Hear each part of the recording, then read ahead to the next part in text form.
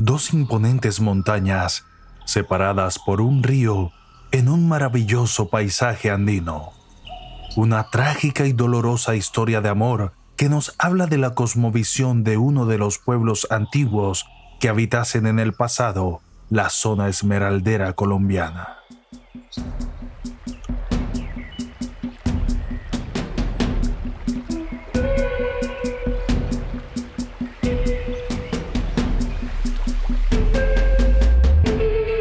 Ancestros presenta Fura y Tena.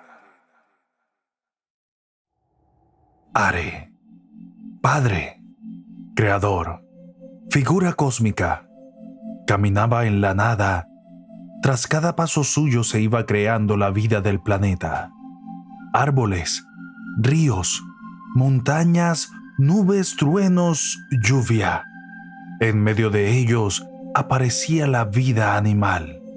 Seres grandes, pequeños, voladores, terrestres y acuáticos fueron poblando la tierra que el Dios iba dejando tras cada paso.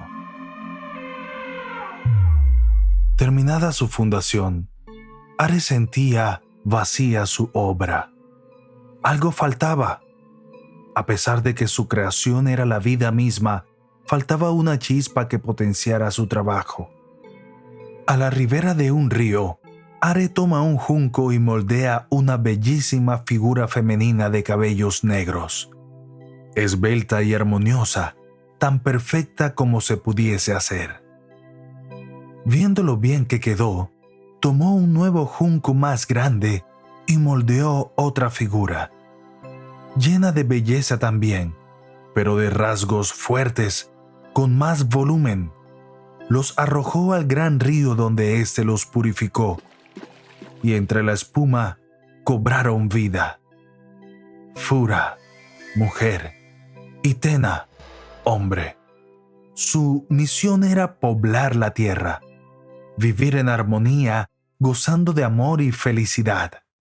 El mismo Dios, Are, les aleccionó en agricultura, les dio pautas de salud e higiene, les dejó vivir con libertad, autonomía y les enseñó los límites de este paraíso terrenal. En este Edén siempre iban a gozar de salud y juventud poblando el mundo. La única condición que debían respetar era que siempre debían ser fieles. Un día, después de siglos de felicidad, apareció un hombre alto, de cabellos rubios como el oro, de piel blanca y unos ojos azules como el cielo mismo. Su nombre era Zarbi. Él buscaba una flor mágica que curaba todos los males, todas las enfermedades, todas las dolencias. Fura sintió compasión por Zarbi y se ofreció a ayudarle a encontrar dicha flor. Viajaron a distintos lugares durante mucho tiempo, y cada vez la piedad que sentía Fura por Zarbi floreció en atracción.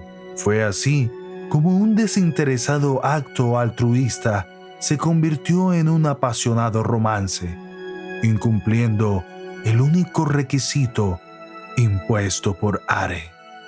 Días, meses y años pasaron. Fura perdía su preciada juventud, tenía dolores y era infeliz. Arrepentida, se dio cuenta de su gran error y decide abandonar a Zarbi y volver con su esposo. Tena, cuando vio a su mujer, entendió todo. Ella venía ajada, vieja y muy enferma. Tena no pudo soportar el dolor. Lleno de vergüenza, atravesó su corazón con un puñal que poseía. Mientras moría desangrado, Fura lo tomó en su regazo. Durante 8 días tuvo en sus brazos el cadáver de su hombre. Los gritos lastimeros se convertían en mariposas de todos los colores que salían de su garganta, y cada lágrima que tocaba la tierra se convertía en esmeraldas. En ese momento, Zarbi sintió muchos celos y rencor por el amor que Fura sentía por Tena. Are, que observaba desde la inmensidad, decidió castigar a Zarbi convirtiéndolo en una enorme roca. Sarvi, en su furia, se desgarró sus entrañas de piedra y su sangre se convirtió en un colérico río, separando a Fura y Athena para siempre. Are, que nunca dejó de amar a sus creaciones, decidió inmortalizarlos, convirtiéndolos en las dos enormes montañas que hoy adornan el paisaje.